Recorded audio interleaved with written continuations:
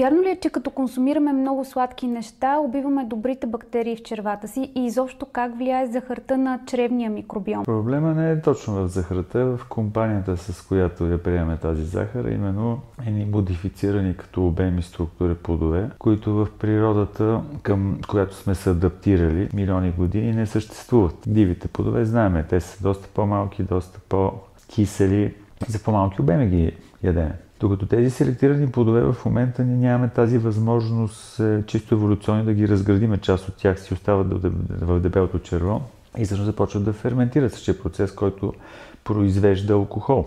Съответно, конкретни клонове бактерии се преразвиват, ферментационни клонове, които не са много полезни за нас като Homo sapiens, тъй като отделят киселини и алкохоли.